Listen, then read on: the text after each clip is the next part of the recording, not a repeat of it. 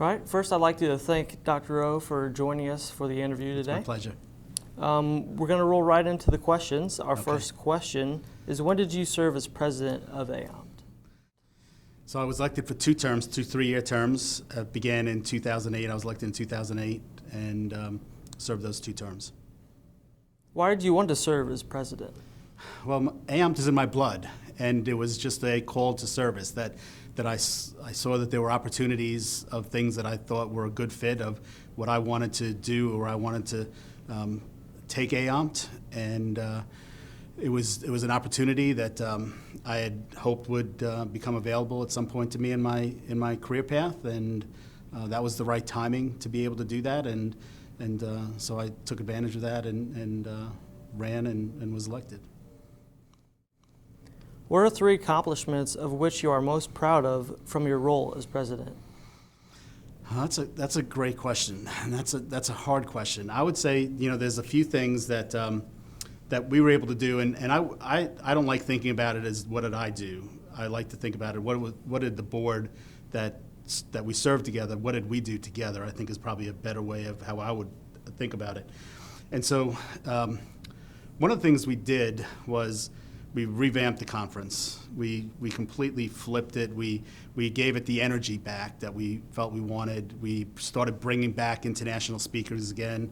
We added the energy with the 5x5s. We did lots of things that just made it what it is today. And this is just an exciting event. Within that, I think whether this is number 2 or a subset of number 1 is the Distinguished Lecturer Award. This is something I'm really proud of that we do. That's I think part of, if we say what's my footprint on AOMT and specifically the conference, it's the Distinguished Lecturer Award. That was something that I felt strongly about, and I was able to push that through and get that established. The other big thing was that we were in, I don't want to be too dramatic, but we were in dire straits financially. We were in a sinking ship. And so through lots of hard work, we were able to change management groups, and we got rid of the management group that we had, and we brought in a new management group. And I think, as the president leading that search, we brought in a group that's been a great group for us. They've done fantastic. We're back on track. I mean, financially, we're incredibly sound again, and we're able to do great things. And so we have some money now that we can do some really good things towards our strategic plan. So I guess those are the things, and I'm probably leaving things out. I think, another one, you only asked for 3, but I'm sorry, I got to keep going.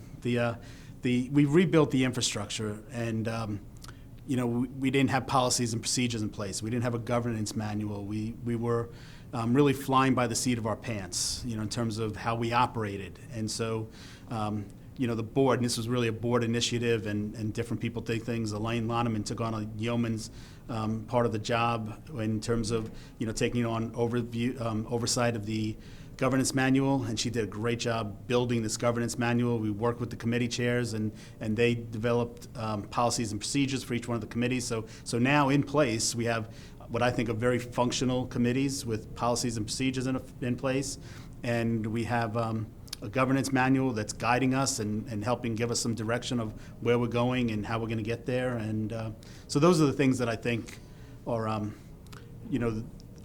accomplishments that we had while I was president. What was the most challenging moment you had as president?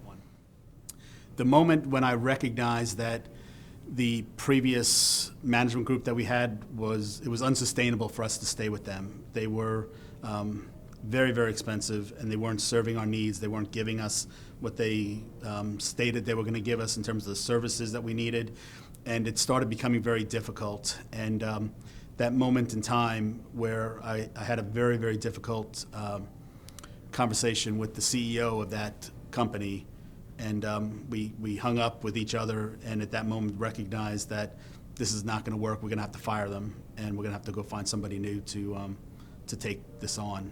And we were in, and that was what I was talking about. We were in difficult financial problems at that time. Our reserves were dwindling, the conference registration was dwindling, the membership was low, and we just, at that moment in time, I realized, this is, we have got to pull ourselves together here and get out of this. And so, that was the low point, but the high point goes back to, what were we able to accomplish? And here we are today, an amazingly strong organization, great committee function, a fantastic conference, and so it's so that down turned into a positive. What are your thoughts on the relationship between AOMPS and IFOMPS? What is the value? So it's a really good question. It's an interesting question. I don't know, how do you separate them? How do you separate a peanut butter and jelly sandwich? The two of them go hand in hand. Looking at the structure, there's the World Confederation of Physical Therapy. APTA is a member of that. Around the world is all of the country organizations that belong to WCPT. IFOMPT is a special interest group of WCPT, and that's the group that oversees manual therapy, orthopedic manual physical therapy at an international level. And so it only makes sense, and I can't see how it would make sense any other way than for AOMPT to be deeply associated with IFOMPT as the organization that oversees manual therapy, orthopedic manual physical therapy in the U.S. Why would we not be associated with the international community? And I mean, the world keeps getting smaller and smaller every single day. How could we not be associated with this international group, this global community that we really have to be a part of for us to be the best that we can be? So it's really not about what we're giving to them. It's about what can we be, how can we be better because we're part of this global community. The things that we can learn from our colleagues across the ocean and either direction, and both north of us and south of us, and how can we improve our own practice patterns, and how can we work collaboratively on research and all of the knowledge that's out there, and be able to access that knowledge and learn how they do things. So to me, it's I understand the question, but I think, to be honest, it almost borderlines on ridiculous to even go down that path of what would the value be, because I can't see us not being associated. That's how strongly I feel about the association. What are your favorite parts of the conference and why? Well, clearly the three things that I always talk about are the learning that takes place, the networking, both the professional and social networking, and then just being part of this family. I didn't attend the first conference. Quite frankly, I didn't know it existed. And so it wasn't until the second conference that I'd learned about it, and I attended the second conference, and I've been here for every year since, because it's like going home to Thanksgiving. I mean, you can't, this is my family. These people that are here are my family, and so I come here to see my family. And the learning is it's at the highest level. We have speakers, these amazingly talented, brilliant, well-read speakers. So we learn a lot. We have conversations amongst each other after the presentations, and so you continue learning and thinking about things that you hadn't thought about. And then again, like I said, the networking, and then just being with each other, being here with people that I consider to be my family. So those are, I think, the most important things about the conference. Our last question is, what is your vision for the Academy as it continues to evolve? So that's a great question. I think that we need to take greater ownership of who we are within both the U.S. community, a professional community for physical therapists, as well as the global community.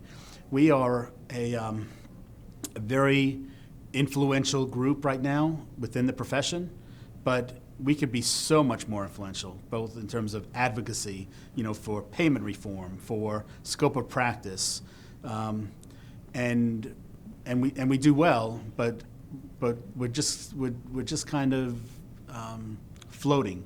We could be doing some awesome things, and So we need to grow. We need to take on that responsibility as being, the group that really oversees manual therapy, and we do that. I think we believe that in our hearts, but I'm not sure that we're always doing it. And so I think part of my vision would see us moving into the role of actually doing it. And I think now we have, between our leadership, between the infrastructure we have, between the fact that our growth and membership is increasing, the conference is doing better, so financially we're doing better, and we have money now to do things. So I think there's opportunities to start moving in that direction, whereas before there were barriers to us being able to do those so successfully. So, and I think moving in and becoming greater, Dr. Loneman talked about it in her Manel recognition acceptance speech today about being part of the global community. I think that's really, really important, that we step in and we take an active role with the rest of the world with orthopedic manual physical therapy, and thinking about not just for ourselves, but what can we do for society, what can we do for healthcare in general, and we need to really become portals to the healthcare system for our patients with neuromusculoskeletal conditions. We shouldn't be sitting back like spiders and waiting for people to fall into our webs. We should be going out and making sure that people understand that we are the provider that they should be going to see when they have some kind of neuromusculoskeletal condition. Well, once again, we'd like to thank you, Dr. Rowe, for sharing It's your my thoughts. pleasure. I appreciate it. Thanks for the opportunity.